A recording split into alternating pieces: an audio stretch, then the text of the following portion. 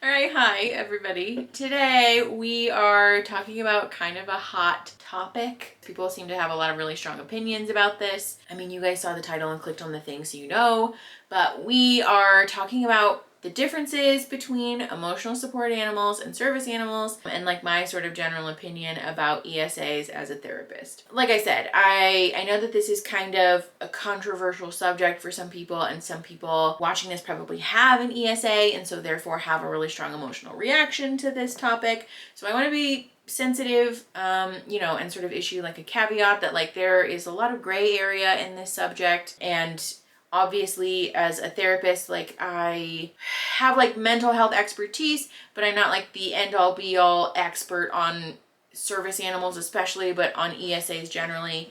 And so all of this is kind of just like to say maybe take this with a grain of salt. Okay, but anyways, we have White Claw, we've got resources, let's just do it. Okay, to start with, I want to talk about what is an emotional support animal and what is a service animal. I'm not really sure what's happening over there, but my dogs are in the room because we're trying something new, and so you're probably going to hear a whole lot of which should be really cool. So anyways, an emotional support animal is defined as an animal that is, here I'll just read you the thing. A type of animal that provides comfort to help relieve a symptom or effect of a person's disability. These are really popular for people with depression, PTSD, anxiety, things like that. And they've certainly gained a lot of popularity, and like the term emotional support animal has gained a lot of popularity in recent years. And there has been a lot of debate about like the appropriate way to designate an animal an emotional support animal. But yeah, there has been a lot of controversial news coverage about emotional support animals, especially as it's related to airlines. There have been people trying to bring peacocks and mini ponies and like weird animals on airplanes because they're emotional support animals.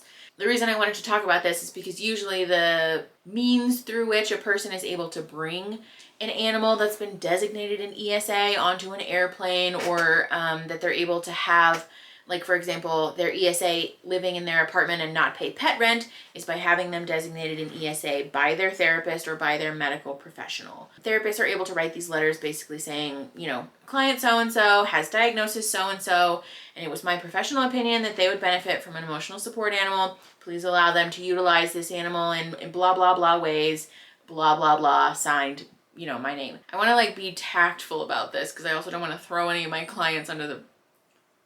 Oh my fuck. And then she returns, like she whips her head around to smell her own butthole. This is not an ESA. This is like an emotional discomfort animal. Great, very clever. Thank you. If you leave a lot of this could be a pretty funny video. Yeah, this is hilarious. This is so funny.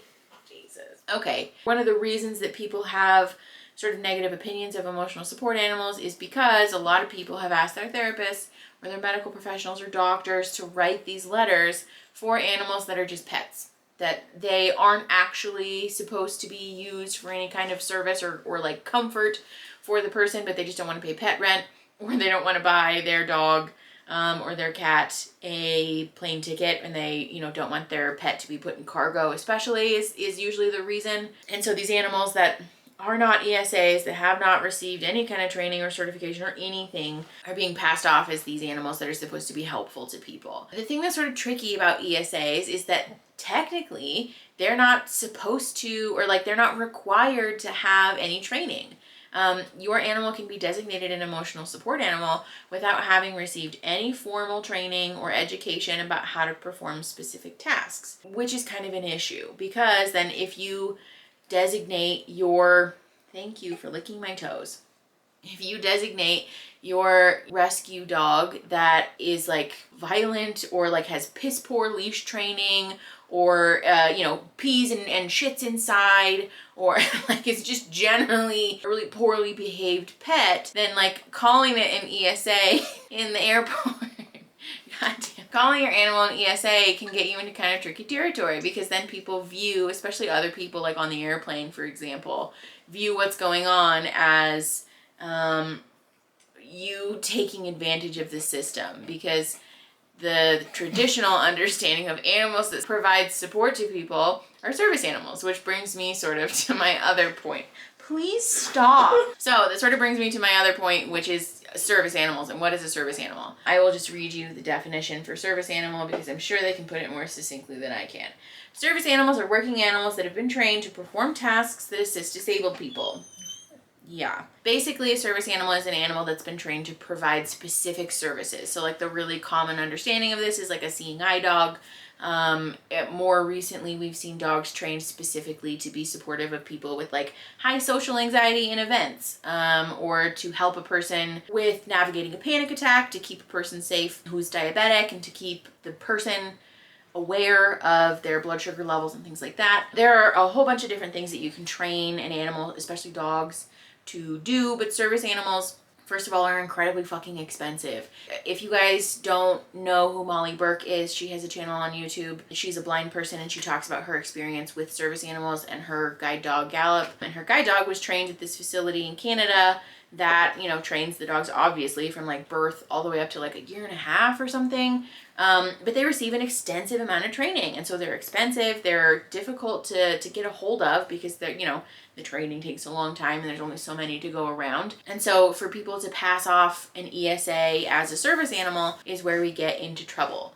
And so that's why I wanted to talk about my opinion with this, because I really, really hesitate to sign or write those letters for people designating their pets as ESAs, because a lot of what has happened recently is people going online and buying some scam certificate, which if you didn't know, by the way, getting your pet designated as an ESA shouldn't cost you any money. So those websites that hand out certifications for an emotional support animal are literally a scam. They're just trying to steal your money. So definitely don't do that. But basically what people are doing is going online, getting a certification for their ESA, slapping a vest on it, and taking this dog to Target. And that's not how an ESA is supposed to work. People have really grossly misused the title of emotional support animal so that they can take their chihuahua in their purse to the mall, and that's not what that is meant for. ESAs are meant to be actually supportive and helpful for people with specific mental health conditions or disabilities.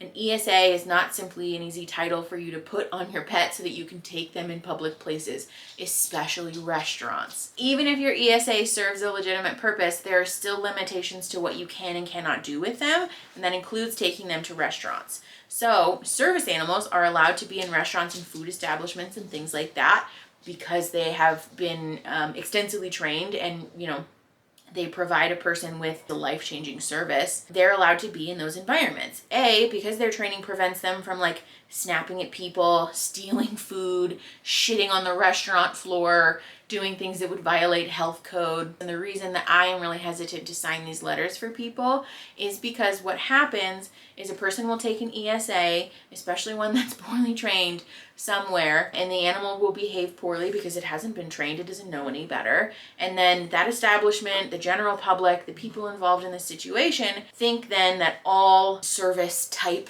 animals are created equal and will then sort of discriminate against people with actual legitimate service animals from entering or using their establishment. Like Uber is a really big example of this. You are not allowed to take your pet in an Uber. A lot of Uber drivers have a no pet policy for their vehicle. Again, because you can't guarantee that the animal won't piss and shit everywhere. But again, service animals are trained specifically to not do this. And so the ADA requires that people with service animals be permitted to use all establishments and that their animal be permitted to be with them at all times. So like, for example, an Uber driver, even if they have a no pet policy, cannot refuse service to a person with a service animal.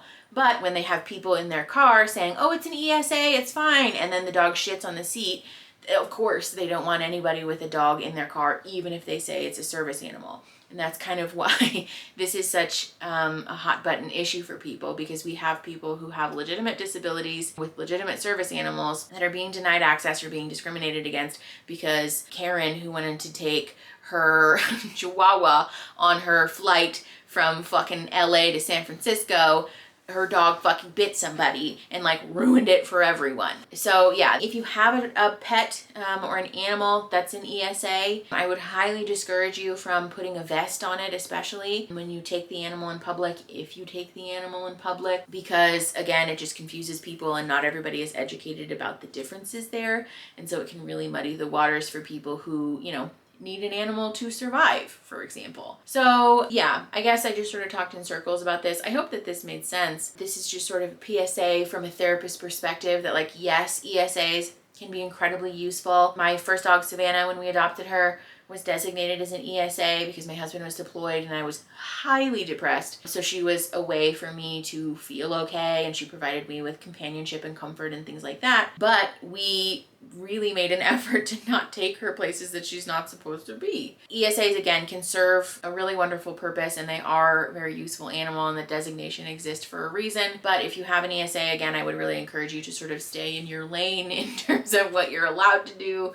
And like really make ethical decisions about that, because behaving in ways that can disadvantage people who need service animals to live is kind of like another area. So there you go. I guess I just talked in circles again. I hope that this was helpful, educational, interesting, or, you know, worth your time at least to watch this. If you like the video, do the thumbs up thing because it ups my engagement, and then maybe one day the YouTube algorithm will show my videos to other people. Wouldn't that be cool? So if you have comments, leave them in the comments. Subscribe to the channel. We do a whole bunch of other stuff here, so I would love for you to stick around and watch other videos, and then share the video to help the channel grow and to help each other grow. And I'll see you next Friday. Okay, bye.